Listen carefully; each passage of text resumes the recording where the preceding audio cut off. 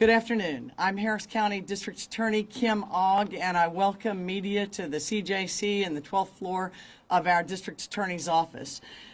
We're here today to talk about the progress that this office has made in reducing our criminal case backlog. And what we've got is a 100-day report for you.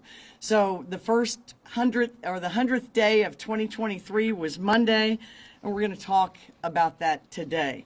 I'm joined by many members of our staff and also by the Virapins, a couple who lost their son to murder several years ago.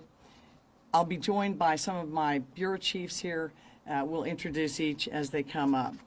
So we're here to talk about a criminal case backlog. What is that? Well, a criminal case backlog is the number of cases that are left unresolved on December 31st of each year. Remember, we file about 90 to 100,000 cases a year. So to reduce our criminal backlog, we start with the number that were left from the previous year, and then we begin filing new cases on January 1. We do that 365 days a year. So remember, to reduce the backlog, you have to work, our team has to work at 100% plus. Now, that's what a backlog is defined as. Let me tell you what it really is. These are just a few cases that have been tried in 2023. Marcus Renard Coleman, 30, documented Houston gang member, sentenced just yesterday to 45 years in prison for the 2016 murder of a childhood friend. Time between crime and conviction, 6.5 years.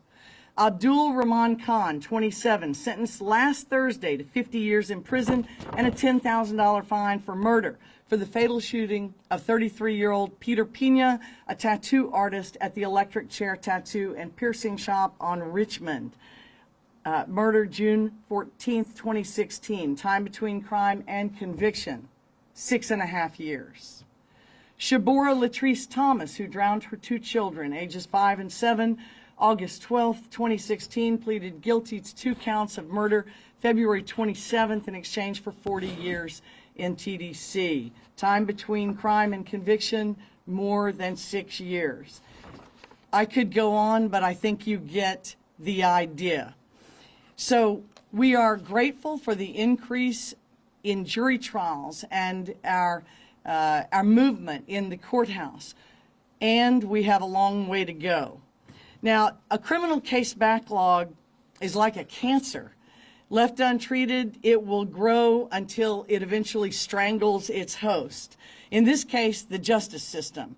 And when the system fails to resolve cases timely, and when justice is delayed, families of crime victims suffer. Prosecution has problems with delay as well. Witnesses disappear, they're killed, they go to prison, they become fearful and change their testimony. Evidence can be lost. Police, lab techs move. Many difficulties ensue in the pursuit of justice when it is delayed. And for those on bail, the longer a high-risk accused defendant is out on bail on the street, the longer everyone else is at risk. So we have many important public policy reasons for attacking this backlog, just like we would attack a body sick with cancer.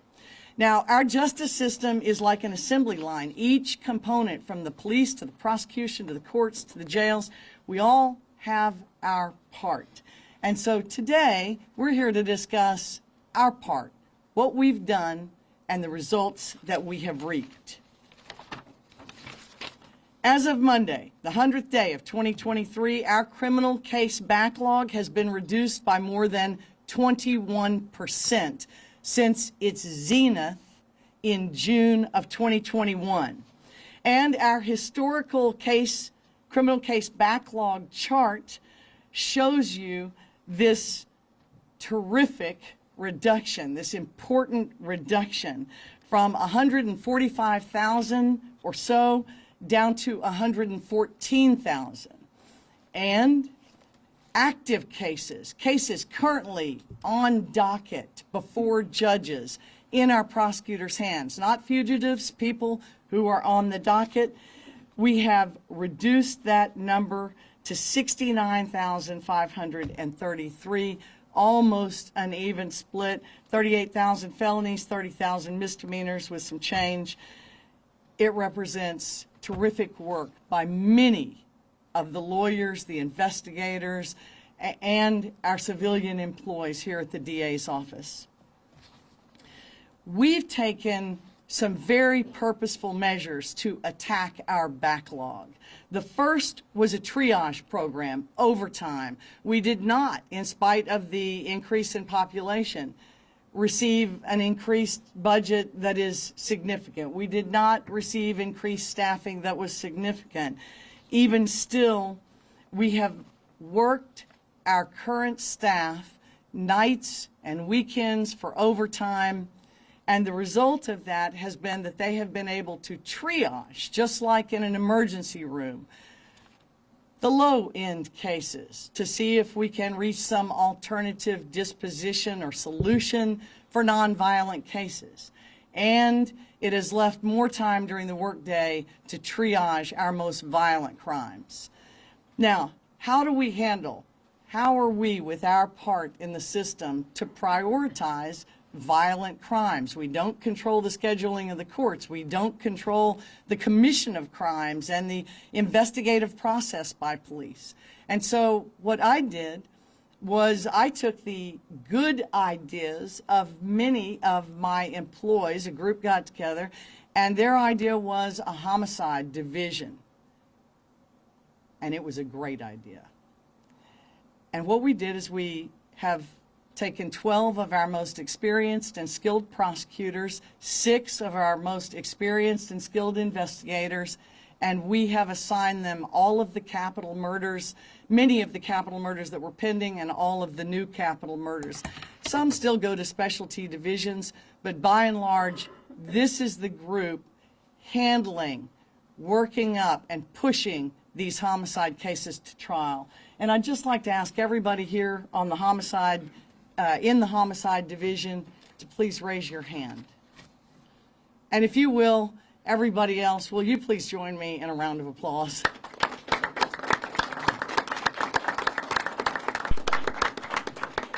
They certainly didn't do it alone. There are many other divisions represented here, but to give you an idea of their success just this year, the number of murder cases, capital and first-degree murder, that have been brought to conclusion are 119. Now, if you look at our chart of, and I don't know if it's up here, I don't think it is, but our pending capital murders and murders right now, it's like a city of murderers. We have reduced it from 1,875 to 1,811. Remember, we're filing new murders as well as reducing the backlog of murders. So you're always having to work at more than 100% to get to affect this reduction. I think that the success of the trial bureaus, and to speak to that, we have Nathan Beadle and we have Denise Nichols, misdemeanor and felony, both working extremely hard with their teams in court daily to achieve these reductions. What I want to say is that our collective success is remarkable when you consider that the Census Bureau just last weekend announced that the Harris County region is the second fastest growing region in the United States in terms of population growth. And yet our staff and budget have not been increased proportionately. And what that does is make me very, very proud of the commitment of every employee of this office who's dedicated themselves to seeing that justice is done sooner rather than later, who are committed to bringing faster and more complete resolution to crime victims like you will hear from in just a moment. At this time, I'd like to introduce Nathan Beadle. bureau chief of our misdemeanor division, just tell you a little bit about how they've been working in our county criminal courts at law to reduce the backlog. Nathan? Thank you, Kim. Can everybody hear me? I was asked to describe what we do in general real quickly. We handle some very routine cases that you're probably familiar with. Assault family member cases, thousands of them. DWI cases, thousands of them. Several other crimes such as burglary of a motor vehicle and that sort. I wanted to talk a little bit about some of the numbers specifically that Kim raised. Currently today we have 30,000 and change cases that are active. I have 48 people to handle those cases. That's the resources that we have on a daily basis to handle some of these public safety related issues that there are many. At the height of COVID, we had 44,000 cases in June of 2021. So that's roughly about a 14,000 case reduction. How did this take place? This took place by hard work. That's what it takes. When you have 48 people working their regular shifts, then working 4-hour shifts, sometimes multiple days a week, that's both in the felony and misdemeanor level, you are burning these extremely competent professionals to their core. And that's how it was done. And that's how we're going to continue to do it. I'm not aware of another major metropolitan area or county that has a lower caseload at the beginning of COVID, after COVID than at the beginning. But I can tell you the misdemeanor division now has 30,000 cases and we had 33,000 at the beginning of COVID. That's historic. I've been told by my boss that I need to get that down to Hurricane Harvey levels. And so we're going to keep working. The triage program, which by the Chief of Staff has given us specific criteria of what we're going to attack first. The older cases, the cases that have been languishing around a little bit longer than we'd like them to. That's our focus, both in the felony and the misdemeanor levels. What's it going to take in the future? More hard work, more ability to actually eke more performance out of our employees, which, by the way, is difficult to do as it is now. What is the benefit to us resolving more cases? It benefits the victims, first of all, that we're able to resolve these cases. It benefits the public when somebody's held accountable for their actions for a public safety related issue. And it makes the whole community safer when we can do that. Thank you. Actually, I'd like everybody to help me thank Nathan and his entire misdemeanor prosecutorial team.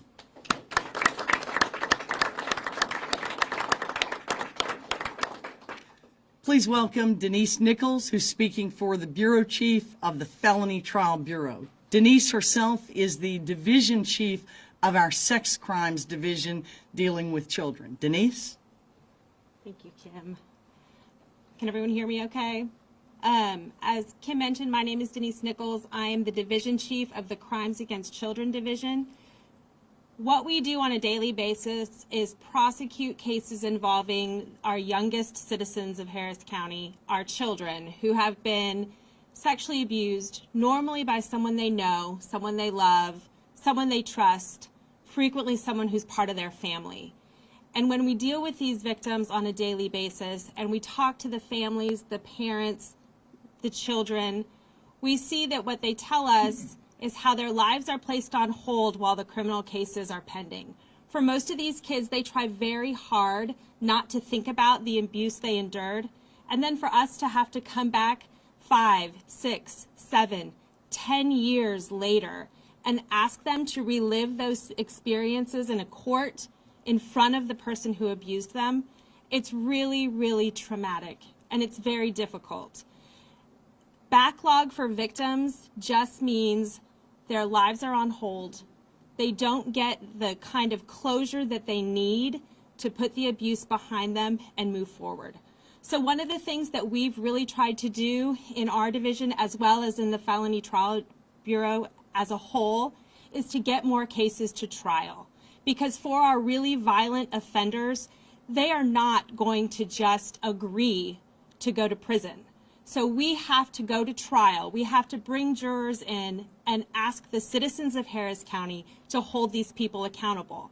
And as we've been able to increase the amount of trials that we've been trying, we've been able to do that. So thank you, Kim. I owe all of this group a great deal of thanks because they are working day and night for people like the woman I'm about to introduce to you. I met Barbara Vierpin shortly after her son had been murdered at a local fast food restaurant. There are many problems that crime victims' families face that ordinary people just don't think about. And I had the opportunity to assist the Vierpin family while they were awaiting trial. Little did I know that once I became DA, we would have resolved the case, and Barbara would be sharing her story with the public because the public needs to see the faces of real people. This is not just about paper. These cases are about real people, and we've prioritized murders because of families like the Vierpins. Barbara? Thank you. Thank you, Kim. Thank you, everyone. My name is Barbara Vierpin. My son was murdered on 5/29 of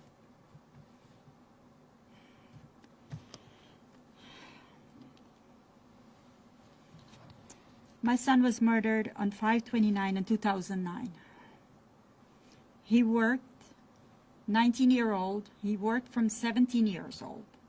I was going to school to assist me and his father, who's in the back there, and his other brother, so he can have an education. And I'm proud to say that that brother who he assists is in the Air Force. My son, Edward Ricky Vierpin, was only 19 when he was murdered. He worked at Popeyes on 5/29, and it was a horrible thing. He was killed on 5/2/09. He worked on 5/29. So those numbers might be lucky to some people, but it was not lucky for us on that day. It feels like this happened just yesterday. He has a family that he loved. He's a loving person. He worked so hard to make sure that everyone is okay. He loved all his cousins. He loved little kids, and he would do anything for little children.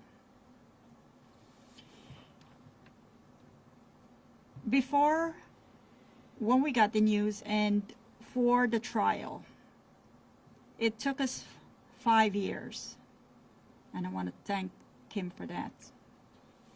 It took us 5 years to go to trial. 5 years for a family is, I would say, is terrible, is horrible. I do not want to see anyone, any family, to take this long or have to go through this to be 5 years to go to trial. I'm hoping and I'm praying that the initiative that Kim and the staff are taking is going to go forward and everything will move smoothly, so everything can go faster. The trials can go faster. Families should not be waiting that long. We are living, myself, my husband, my kids, and family are living in, like I said, like yesterday. Nothing goes away.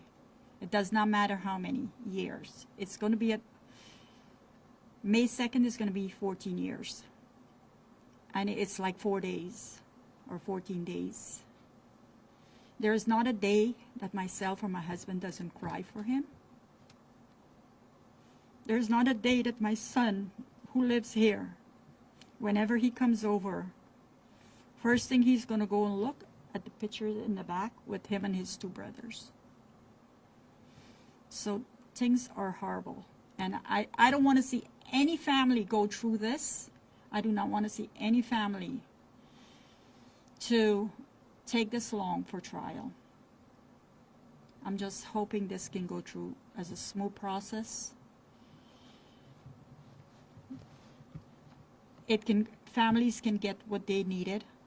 It took us over 5 years for us to get what we needed. Hopefully, it is something that we were looking for, and I must say yes.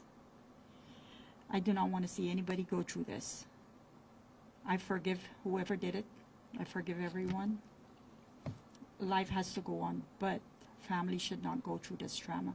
I do hope, Kim, that whatever you are looking for and you and your staff are working for will be there soon. It's going to be a smooth process, and I know it's going to be there. Thank you. Well, I can assure you, Barbara, that we're working for you and others like you. And it's very important to me that the public know how hard our prosecutors and investigators do work for their safety, for the justice of the accused. You know, delay doesn't benefit the accused either. And for those who the evidence isn't sufficient or who are eventually acquitted, they wait as long as the victim. So delay doesn't benefit anyone. It hurts us all. I'm very, very proud of our staff, and I wanted to thank them personally for the hard work that they have done. This is a major accomplishment. Cases can only be resolved 3 ways: through plea, through trial, or dismissal. And this group, along with several hundred others, work every day, 365 days a year, to make sure that we can bring justice to the victims, the accused, and the community in every single case. With Senate Bill 402 having passed the Senate with a 30-0 vote, we hope that our legislative push to the senators, carried by Senator John Whitmire, will pass the House and shortly become law, because murder and capital murder trials should be prioritized, just like child abuse cases are now, just like domestic violence cases are now. That's why I created this squad, so we're looking forward to a successful bill passage as well. Thank you all. That concludes this media interview in English, but not in Spanish. Ruben Perez is our Special Crimes Bureau Chief. I hadn't forgotten you, but it wasn't a very smooth transition. So, Ruben Perez, Bureau Chief, Special Crimes, Spanish Media. Thank you, Kim. Gracias, Kim. I'm going to start off in English for just a split second, okay? Ms. Barbara, on behalf of all of us, thank you for your patience, your support, and all of us professionals who have been in this line of work for so many years and dedicate our lives, our careers to this process. Still, I want to thank you for your patience and your support. I'm going to transition to Spanish. Mi nombre es Rubén Pérez, soy jefe, soy fiscal y soy jefe de la División de Crímenes Especiales. De parte de la fiscal del distrito del condado de Harris-Kemah, vamos a anunciar sobre los éxitos de la Oficina de la Reducción de la Acumulación de los Casos Penales. Como dijo la fiscal Kemah, la acumulación de casos penales es como un cáncer. Si no se trata, sigue creciendo. Nuestra oficina hemos estado luchando para reducir la acumulación de estos casos penales. La fiscal Kemah lanzó la División de Homicidios el año pasado. También las fiscales trabajamos por la noche y los fines de semana, todos los días, 7 días a la semana, para implementar un programa de clasificación y triaje. Y hoy tenemos buenas noticias. Al partir del lunes, el día 100 de 2023, la acumulación de casos penales se redució a más de 21% desde su máximo en 2021. Este éxito es más notable cuando uno se da cuenta que se hizo sin ningún aumento en personal, sin un aumento de presupuesto financiero. Seguimos trabajando con las mismas personas, los mismos por puesto, sin aumento de nada. La oficina de censo, como dijo Kemal, anunció al fin de esta semana pasada que la región del condado de Harris es el segundo más rápido creciendo en la población de Estados Unidos, pero nuestro personal, como les dije, y el presupuesto se hizo mantenido prácticamente iguales. En otras palabras, siguió la población creciendo, los crímenes violentos creciendo, si seguimos trabajando con las mismas personas y el mismo presupuesto. Le quiero dar gracias a todos, como dijo Nathan Beadle, como dijo Denise Nichol, como dijo Kemal. Estamos trabajando para asegurar asegurar el público. Vamos a seguir trabajando. Como dijo Kim, si se dura mucho un caso, no es justo para la víctima ni para el acusado. Y otra vez le voy a dar las gracias a Ms. Barbara y a su esposo. Le voy a decir en español otra vez gracias por todo su apoyo, todo su apoyo en esperar que se haga juicio para su hijo. And again, Barbara, I'm going to finish this in English. Thank you again for your patience, your support, and finally justice was done for your son, and we look forward to bringing justice to all victims of crime in Harris County. Thank you. Gracias. All right, we can open it up. When we're looking at the criminal case backlog right here, the 20% decrease, like you mentioned, from 2021 to current, obviously that's a great decrease. Is there a reason, though, we don't see a breakdown from felony to misdemeanor in this triage program? We know, as you mentioned, that's hitting those misdemeanor cases. So are we seeing a decrease with felony cases? So, great question. We have that chart, and we can get it to you after this press conference. Why did we not have it up? Too many charts.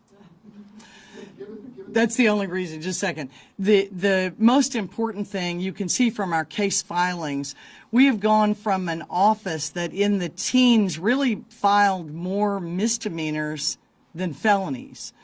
Through the mental health diversion program and marijuana diversion program, that low-hanging fruit, as they would say, is not being filed. And so we gained ground, which gave us time to work on our more violent cases. But with Harvey and the pandemic, it really zenithed the massive caseload.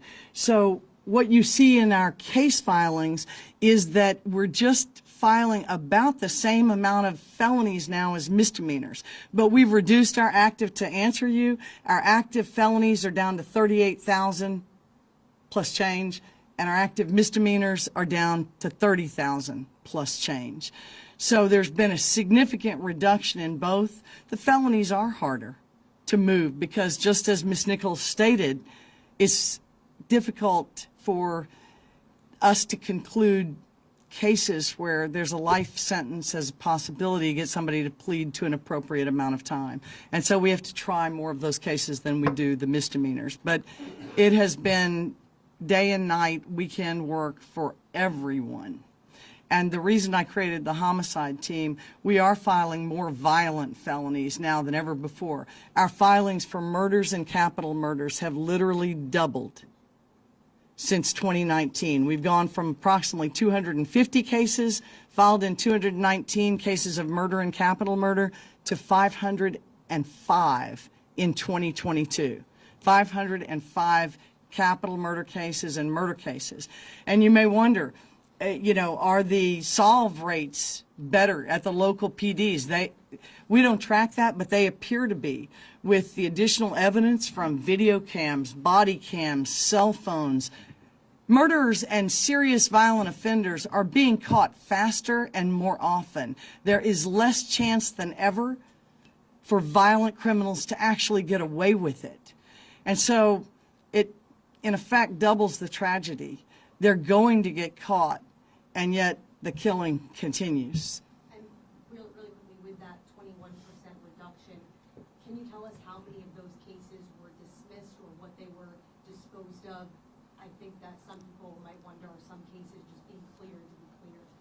Some cases are not being cleared just to be cleared. We take a duty, we take an oath to follow the law, and we seek justice in every single case. Sometimes that's a dismissal, sometimes that's a conviction, sometimes that's an alternative sentence, which, by the way, often ends up in dismissal. So I can't give you this breakdown, but I can tell you I looked at the murder stat. I can't give you the actual breakdown of what became of every case.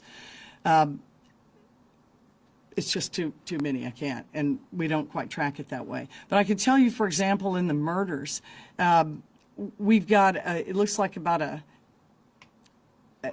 well, I've got the numbers. Let me tell you what they are. Out of 119 murder and capital murder cases that have been resolved, 68 were resolved by conviction. 6 were no billed by grand juries, 4 were acquitted by juries, and 41 were dismissed. I looked at the reason for the dismissal of murders. The reason was generally the defendant pled in another case or account. The case was refiled. There were some, it's a much smaller percentage, insufficient evidence. But our dismissals are a broad category. So, for example, when we look at misdemeanors, sometimes we're criticized by some people for dismissing a lot of cases. Many of those are diversions, which I promised as part of my platform for this administration, and which, of course, are supported by many of the same people saying, gosh, look at your dismissal rate. So why cases are dismissed is very important. And we do have that breakout for 2022. Are you seeing more now compared to 2021 dismissals? No, actually, as more people are being caught for these violent crimes, there's a lot of evidence against them. What happens is in these murders and capital murders, when too much time passes, the witnesses disappear. And so that is the primary cause, some destruction of the evidence, that kind of thing. Those are the primary causes for the cases, the meritorious murders that are actually dismissed. The good news about that is there is no statute of limitations on murder. What other solutions is the county looking into to try to help reduce the backlog? You'd have to ask the county. Kim, given the backlog reduction, what is your average caseload for a prosecutor, and how does that compare with peer jurisdictions, say Cook County, Los Angeles County? So, in spite of our tremendous population growth, this office has not been grown accordingly or appropriately. So we are the lowest staffed office of the top 20 largest DA's offices in the country. Our caseloads are terrible. Our homicide prosecutors carry how many cases? 71 capital murders, 100 murders or capital murders, some of them. But our number 3 prosecutors in our trial courts sometimes carry 1,000 cases. And, you know, this burns people out. Compared to the public defender's office, who has a caseload maximum of 150, unfortunately, we haven't been afforded that same professional limit. We need it. Nationally, we need limits to prosecutorial caseloads, because just like in policing, it's difficult to recruit people into this profession when they know there's not going to be a work-life balance. There's one reason that we become prosecutors, and it's people like Barbara. We do it because we want to help, and we want to make our community safer, not because it's an easy or glamorous job. Dylan, had a follow-up question. We've gotten word of a pending policy change regarding drug cases amounting to 4 grams or less of a suspected controlled substance. The arrest would not happen until after the substance is tested. Will that give you any breathing room on intake, or what's the reason behind that? The lab backup is the reason. We plan an announcement next week. Yesterday's memo was just an announcement to law enforcement of a pending change. Some knew about that already. HPD and the Sheriff's Department we had met with. So we sent out that memo to give everyone a heads up. I don't believe that this change in drug policy is going to have a major impact on our caseload. It will simply delay the timing. But what it will do is shorten the time between the case filing and the disposition of the case, meaning people will not languish in jail as long, cases will not crowd up dockets as long, and we will continue to prioritize the serious violent crimes over those cases. You know, we're always looking at worst-case scenario. Are you concerned about not jailing some of those suspects and then reoffending during the testing or process? Well, if there's a public safety threat, there's an exception to the policy, and we'll talk about it more next week. It's not a backlog reduction strategy, and that's what this meeting was about. So I plan to have a separate news conference on that. But it will change some things for the better. We think it will shorten the time to case disposition significantly. When looking at the courtrooms, you have some judges with clearance rates that are more than 100%, and then you have other judges as low as 78%. How are we making sure that judges are all held to the same standard when it comes to this clearance rate? Well, how are you all making sure that all judges are held to the same standard for a clearance rate? We don't supervise or have any control over our judges, but what we do have control over is the work that our prosecutors do first. And we're focused on violent crimes. So you do have jurists that have much higher dockets than others. They control that with their trial schedule, the number of cases that they dispose of, the hours they keep, and the number of resets that they allow criminal defendants. We can only control our readiness for trial. Do you think those judges with the lower clearance rates are partially to blame for this? Well, you know, blame is useless. What we want is everyone doing their part, and we came to tell you our part. But I think those are good questions for jurists, and I would encourage you to ask them. I just don't speak for them. Following Greg's question, in regards to the drug lab testing, what kind of impact will that have on the RIC court, which provides treatment for some of those drug offenders? Well, I think we'll have more to tell you about that next Wednesday. But I mean, scoped out at least in ahead of time, like what kind of impact that will have? well, people will continue to be treated. All possession cases under a certain amount will continue to receive treatment. All we've done is change the timing of the filing. Another question. Yes, ma'am. This has been a high-profile case, Lydell Grant, and when he was acquitted, and when he was exonerated, and you were hopeful about that at that time, but now, of course, he's been rearrested on a different murder charge. Do you have any comment about that? My first comment is to the family of this most recent victim. We share your anguish. I especially feel the disappointment of a man who got a second chance after a wrongful conviction in a real murder. Aaron Shearhorn was the victim.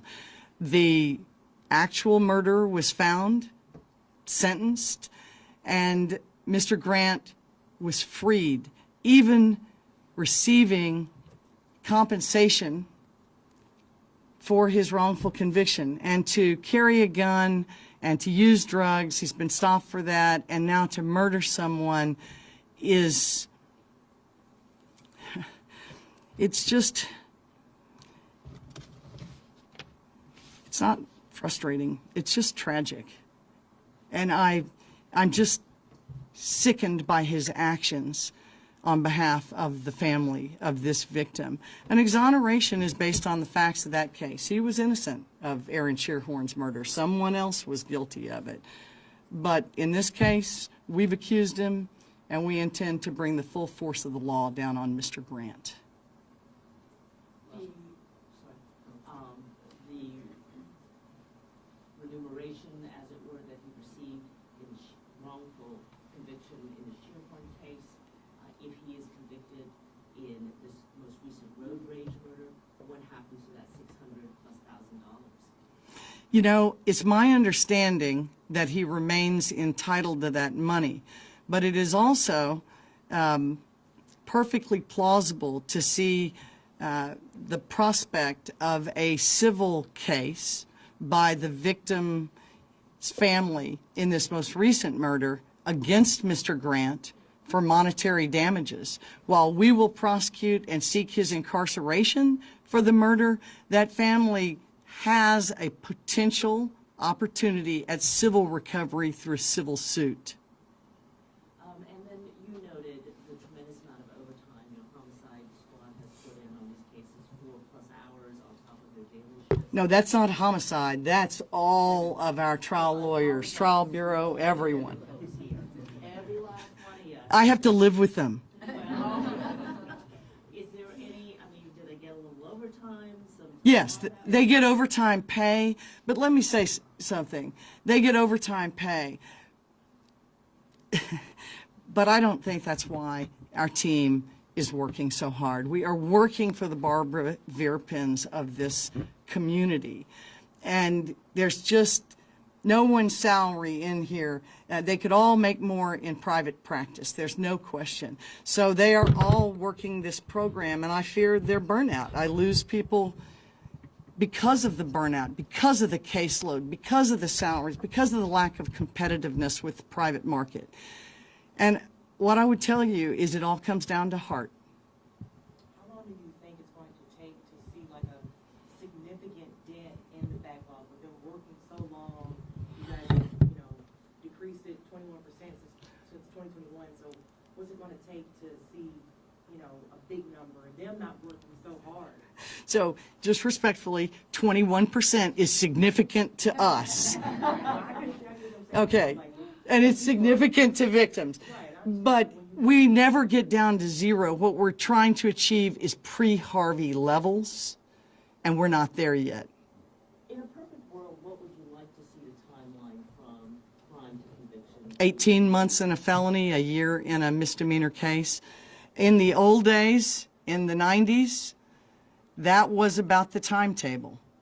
And that was the timetable for many years. Where we've become so disproportionate is in the last few years. Huge population increase, giant spike in crime, and no increase really in the size of this office. Opposition by Commissioner's Court in that regard in the face of thousands and thousands of crime victims. And we hope that that will change in this next and coming budget year. How concerned are you that the additional hours that that's putting in, the amount of hours, the amount of workload they're having to, what are your concerns with how long it's going to be before they start making mistakes that end up with, trials overturned and, convictions overturned? And Well, we're all human, but of course we strive valiantly against mistakes. This is a detail-oriented business.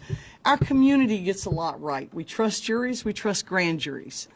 And, I've been the district attorney now 6 years, 4 months, and 12 days.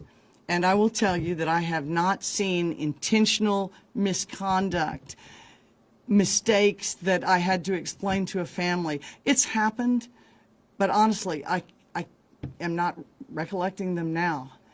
These people work hard. They're talented, they're skilled, and they bring that to public service. And so while I wanted to tell the community, I really hate this one. While I came to tell the community about the good news, I also came to thank all of these people and for them to carry this thanks from me and from our community back to the rest of our staff.